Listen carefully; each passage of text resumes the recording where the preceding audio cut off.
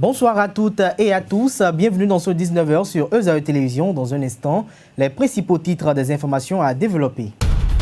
Rentrée scolaire plus ou moins timide à Adjagbo, un arrondissement de la commune d'Abomey-Calavi. À suivre dans cette édition le constat effectué par une équipe de nos reporters au Collège d'enseignement général. Expert en géostratégie en opération de métier de paix et de la diplomatie militaire, le colonel Louis Akani revient dans ce journal sur le mécanisme de prévention des conflits à quelques heures de la célébration de la journée internationale de la paix dans le monde. L'actualité sportive pour mettre un terme à cette édition, nous parlerons entre autres de la qualification des écureuils à la demi-finale du tournoi de l'Union des fédérations ouest-africaines et les résultats des matchs des 5 grands championnats qui se sont déroulés dans la soirée d'hier. Papa. Oui, ma fille. Tu sais, je t'ai dit qu'après mon bac, je veux devenir journaliste reporter d'images, non? Papa, tu penses m'inscrire où? ESAE. ESAE, papa. Waouh! Maman, maintenant que j'ai eu le bac, je veux faire les finances et trésors. Tu comptes m'inscrire où? ESAE, mon fils. ESAE? Oui, maman! Papa, Oui. tu sais qu'après mon bac, je veux être diplomate, non?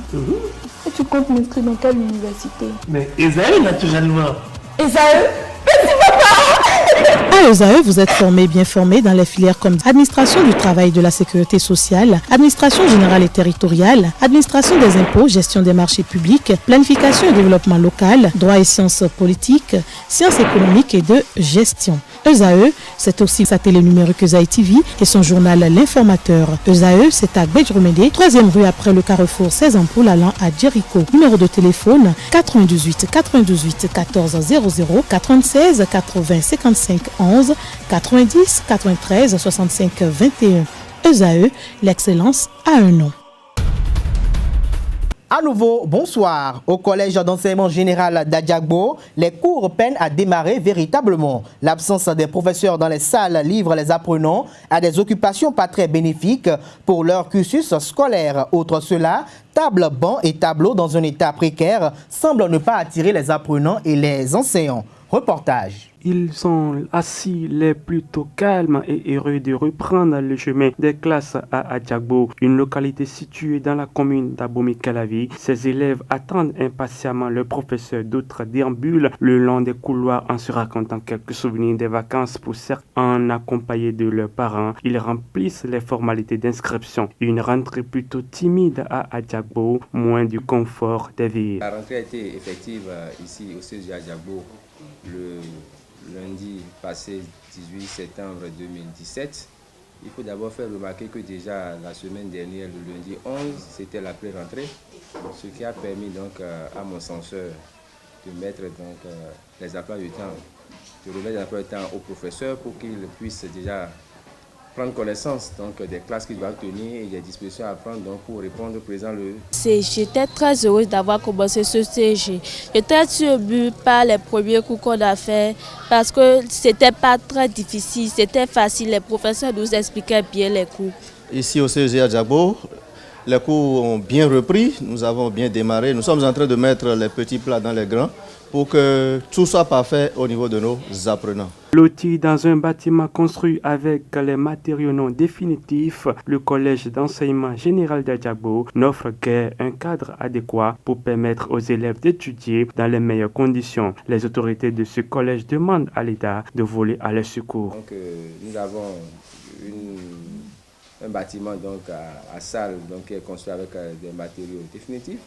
Mais c'est accompagné donc des salles construites avec des matériaux précaires. Et là, ces salles-là ne nous permettent pas surtout donc d'accueillir le maximum d'appels. C'est vrai que nous sommes en train de faire des efforts quand même pour régler ce problème qui ne nous permet surtout pas donc de pouvoir mieux accompagner les apprenants. Nous lançons donc un appel à tous ceux qui nous entendent pour qu'ils puissent venir nous accompagner d'accord, à travers la construction des salles de classe, surtout en matériaux définitifs, pour offrir de meilleures conditions de travail donc, à ces apprenants qui constituent la relève de demain. C'est le compte à rebours qui a commencé pour élèves et enseignants pour 9 mois encore.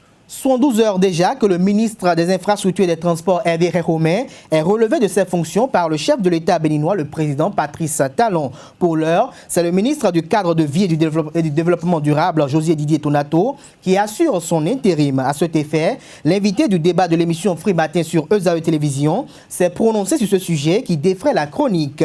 Ainsi, nous vous proposons un extrait des propos tenus par le directeur de publication du journal en ligne 24 heures au Bénin, qui essaie ici d'analyser cette décision du président de la République à la veille d'un remaniement toujours attendu. Pour lui, il revient au chef de l'État de prendre cette décision dans l'intérêt supérieur de la nation. Suivons ensemble Marcel Hueto. Tout le monde cherche à connaître la raison, parce que quand on essaie de voir un peu entre les relations entre le chef de l'État et le ministre limogé, on se rend compte d'abord que c'est un ancien collaborateur, c'est aussi un ami proche du chef de l'État. Et comment est-ce que ça peut arriver que ce soit lui qui se retrouve dans de pareilles situations?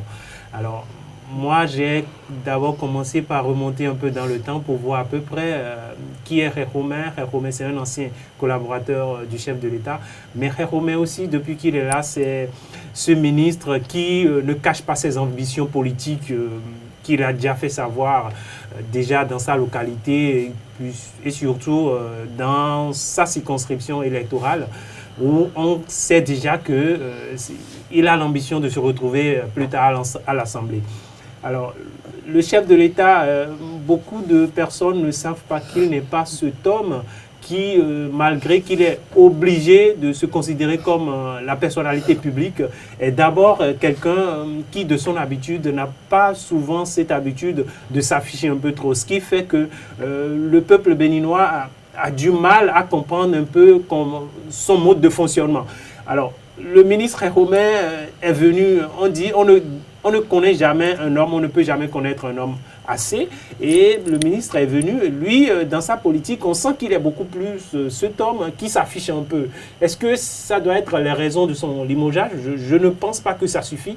Mais comme tout le monde cherche à connaître, on poursuit, on essaie de mener les réflexions. Quand vous fouillez un peu également, depuis qu'il est là, bientôt 2 ans, qu'il a été nommé ministre des Infrastructures, vous vous rendez compte également qu'il fait partie de ces ministres qui sortent beaucoup, qui s'affiche. Sa dernière sortie, ça remonte au week-end dernier où il est allé constater sur le terrain comment évoluent les travaux. Il ne se passe pas un jour dans le monde sans qu'on ne parle de conflit entre les peuples. Le projet initié par le professeur Albert Tevouidre, La paix par un autre chemin, un mécanisme de prévention des conflits, est un projet soutenu par d'éminentes personnalités et organismes internationaux.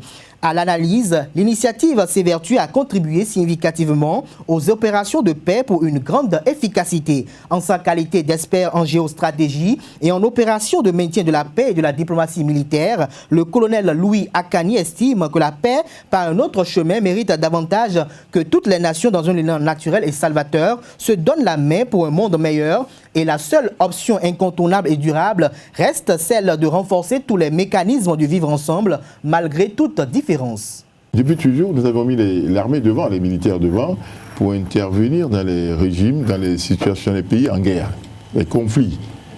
L'armée joue sa partition, ce qui est même bien fait. L'armée a toujours joué sa bonne partition, de façon réelle et légale et de façon sincère.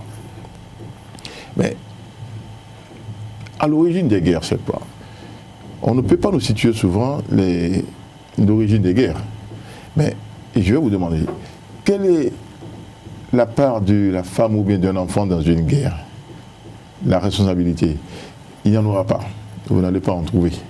Cependant, c'est la femme, la maman et son enfant qui subissent lorsque les guerres commencent. Les affres de la guerre. Les affres de la guerre, merci bien. Vous comprenez un peu? C'est ça qu'il faut nous éviter. Vous savez. Et tout ce qui se passe dans le monde, c'est souvent ça. Or, comme je le disais tout à l'heure, la nature nous a tout donné pour nous éviter ce genre de situation. Le brassage, le dialogue interreligieux, la mise ensemble, le vivre ensemble. Et tout ça, nous avons tous les moyens pour y parvenir. C'est-à-dire, c'est le dialogue. Mais lorsque nous mettons ça de côté et on s'accroche à des armes pour faire face, là, ce n'est pas bon. C'est tellement dangereux que ça ne profite à personne. Donc, c'est par rapport à ça que je suis intervenu. Il y a un autre mécanisme qui peut nous permettre de sortir des guerres, des crises et des conflits. C'est ce que moi je tenais à vous dire et qu'il est nécessaire qu'on les partage à tous les niveaux. Nous sommes un petit peuple Le peuple n'a pas besoin de ça. Le peuple a juste besoin de son développement pour y arriver. C'est de ça qu'il s'agit. Alors, donc, si on peut quand même interpréter ça de façon positive à d'autres générations, ce serait très bien. Parce que nous, on est finissants. Hein. On n'est pas fini encore, mais on est finissants. Oui, c'est important. Donc, c'est ce que nous aurions à léguer à d'autres générations pour leur permettre quand même de conduire à bien notre pays. Le métier de tisserand est l'un des vieux métiers exercés un peu partout dans le monde. Un tisserand est un artisan qui tisse de diverses étoffes avec de différents types de fils à base de coton. En tapisserie, le tisserand est un créateur d'œuvres textiles tissées qui en assure lui-même le tissage. Gros plan sur une activité touristique qui nourrit son homme. 50 ans d'âge. Le temps passe et la passion de cet homme pour l'art grandit. Issu de la grande lignée des Assogba au Bénin, cet artisan du centre de promotion artisanale de Cotonou tisse au quotidien des étoffes, des chemises, des nappes de table, des serviettes et autres. Le coton reste l'élément basique de sa fissure. Il se sert également de plusieurs outils pour tisser les fils de coton qui donnent des tissus. C'est composé d'un métier artisanal. Le métier est composé d'une paire de lames que voici, et un peigne et une navette que voici, une navette. Nous préparons les canettes. Le rôle de la navette, on met la canette dedans pour pouvoir tisser. Le peigne sert à frapper, faire le remise et le tissu sort. La paire de lames sert, c'est dans ça que nous faisons l'enfilage. Après l'empeignage, avant que le tissage ne se mette sur la route. Il y a le pédale, donc tous les membres de mon corps travaillent. J'ai 2 pédales en bas, j'appuie sur le pédale, ça change. La navette passe au milieu de l'encroisement. D'après lui, le métier de tisserand nourrit bien son homme, mais il n'est ni sans difficulté et ni sans risque. De ces risques, M. Assogba explique que certains clients commandent des tissus et une fois les tissus prêts, ils ne les prennent plus. En tant qu'artisan, la mévente, parce qu'il faut fabriquer, il faut préparer le tissu avant d'envoyer à la couture pour confectionner des tenues. Quel que soit ce que nous allons faire, le couturier doit travailler avec nous. Mais c'est la mévente qui compte actuellement. Nous n'avons pas une promotion en tant que telle. Et donc on est en train de se balader dedans. Si c'est les expatriés, ils aiment la couleur neutre, le blanchi et cru. J'ai ça en banque, je n'ai pas encore fini la couture. Il reste à coudre, vous voyez. C'est ça. La couleur neutre, je dis, le tissu est tissé 100% coton béninois, les crus et les motifs sont en blanc. C'est une couleur qui va avec toutes sortes de badigeonnements. Donc les blancs aiment beaucoup plus que ça. Il y a d'autres clients qui viennent qui disent « Ah non, je n'aime pas ».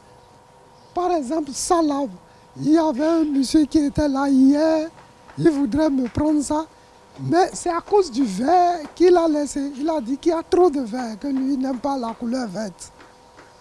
Donc, ça dépend du goût de chacun.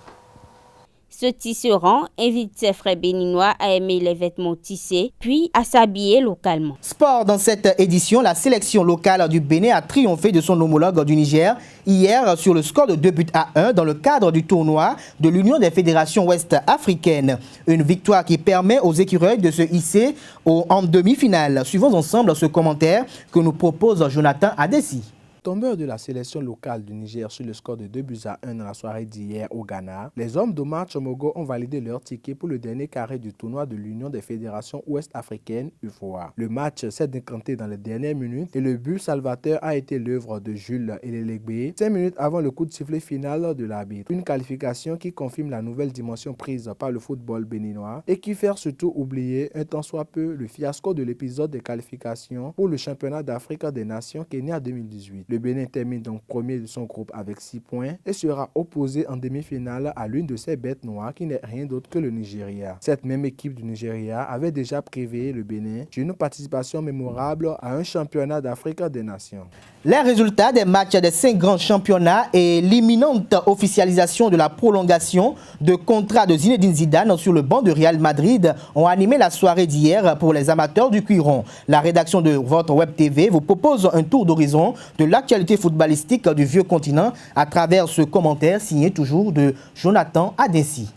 Les championnats européens étaient au rendez-vous dans la soirée d'hier. Si en Angleterre se disputait la FA Cup, en Espagne on jouait la 5e journée de la Liga. Et sans surprise, le FC Valence a étrillé Malaga avec une manita 5-0. Mais le carton de la soirée espagnole est revenu au géant barcelonais qui a atomisé Eibar 6-1 avec notamment un quadruplé de Lionel Messi, plus que jamais meilleur buteur du championnat ibérique. Du côté de l'Allemagne, le Bayern Munich a battu Schalke 04 3-0 et reprend provisoirement la tête du championnat. Wolfsburg et le Werder Bremen se sont neutralisés sur le score de 1-0 et victoire du Borussia Mönchengladbach 2-0 face à Stuttgart. Enfin, la seule rencontre qui s'est tenue pour le compte de la 5e journée de Série A italienne s'est résumée à un match nul entre l'Inter Milan et Bologne 1-0. En parlant de grand championnat, il y a bel et bien un grand joueur qui a enchanté toute l'Europe par sa vista et son leadership. Il s'agit de Zinedine Zidane, aujourd'hui entraîneur du club royal, le Real Madrid. En effet, le champion du monde 1998 poursuivra l'aventure sur le banc merengue. Chouchou de Florentino Pérez, la prolongation de contrat du Français devrait être officialisée dans les prochains jours. Il a lui-même annoncé en conférence de presse d'avant-match contre le Betis Séville que sa prolongation de contrat avait déjà été scellée. On parle d'un nouveau bail qui court jusqu'en 2021 avec un salaire annuel avoisinant les 8 millions d'euros, soit le double de ce qu'il percevait jusqu'à maintenant. Pour rappel, Zinedine Zidane a déjà remporté 7 titres majeurs avec le Real Madrid en seulement 20 mois. Alors pourquoi changer le maître à gagner de la Maison Blanche?